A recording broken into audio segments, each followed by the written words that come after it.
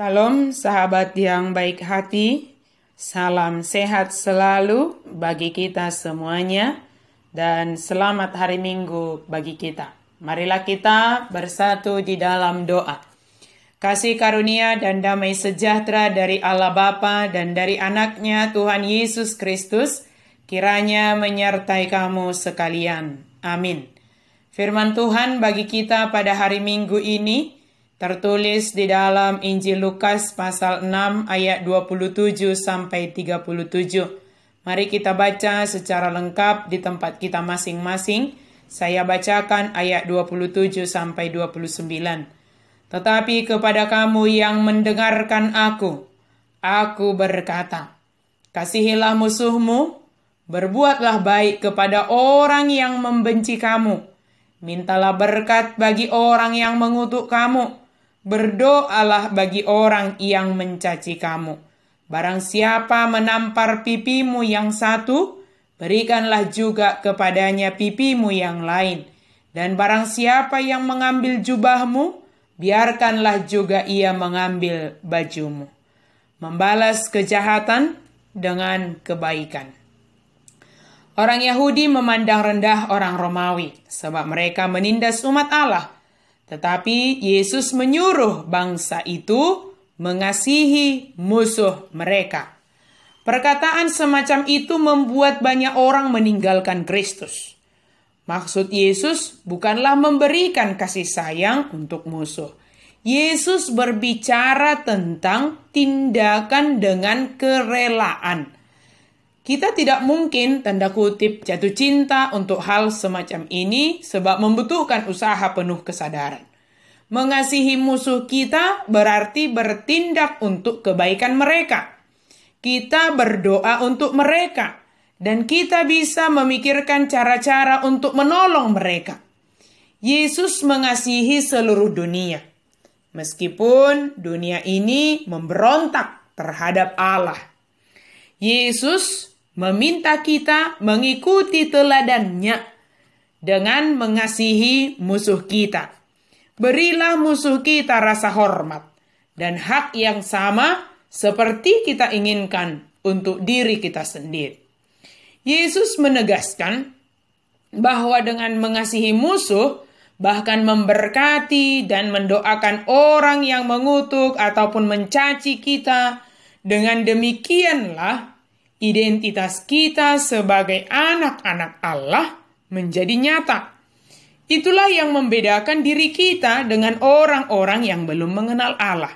Seperti Allah baik terhadap orang baik ataupun orang jahat. Menerbitkan matahari bagi orang jahat dan orang baik. Menurunkan hujan bagi orang benar dan tidak benar. Kita pun demikian. Kita dipanggil untuk terus berbuat baik tanpa pilih kasih, baik kepada orang baik ataupun orang jahat. Yang kita benci adalah perbuatannya, tetapi setiap pribadinya selalu kita kasihi dan kita doakan. Mungkin kita bertanya-tanya, lantas bagaimana caranya mengasihi musuh? Bukankah prakteknya sulit? Perselisihan, permusuhan, seringkali menimbulkan kepahitan yang luar biasa. Dalam hal ini, kita bisa belajar dari kisah Yusuf. Ia dipandang iri oleh saudara-saudaranya karena menjadi anak kesayangan ayah mereka, Yakub. Ia lalu dilemparkan ke dalam sumur yang kering, dijual ke negeri asing sebagai budak oleh saudaranya sendiri. Di Mesir, nasibnya pun naas karena difitnah dan dipenjara. Jika ia mau, ia bisa menyimpan dendam dan kutuk kepada saudara-saudaranya. Tetapi ketika ia menjadi Perdana Menteri Mesir, orang nomor 2 di Mesir setelah Firaun, ia mendapati saudara-saudaranya datang meminta belas kasihan dalam masa kekeringan ke tanah Mesir. Apa yang Yusuf lakukan? Ia mendekat, mencium saudara-saudaranya dengan menangis, memeluk mereka dengan berkata, kamu menjual aku ke sini, sebab untuk memelihara kehidupanlah Allah menyuruh aku mendahului kamu. Jadi bukanlah kamu yang menyuruh aku ke sini, tetapi Allah.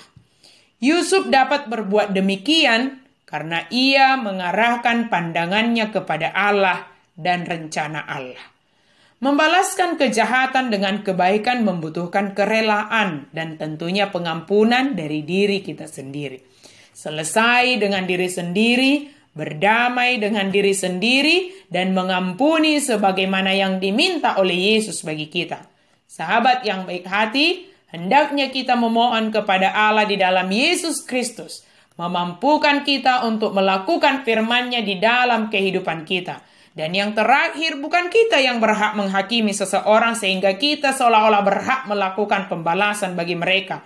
Yang menghakimi adalah Yesus Kristus, dan kewajiban kita adalah mengasihi dengan kerelaan hati, senang hati, dan keikhlasan. Terlebih, jadilah pribadi yang murah hati dengan kerelaan hatimu. Amin, mari kita berdoa. Terima kasih Tuhan untuk firman-Mu. Jadikanlah kami menjadi pribadi yang senantiasa mengasihi semua orang tanpa memandang apapun yang mereka perbuat bagi kami. Tetapi kami sanggup menjadi orang yang senantiasa mengasihi dan menjadi orang yang bermurah hati bagi sesama kami. Di dalam nama Yesus kami berdoa dan bersyukur. Amin.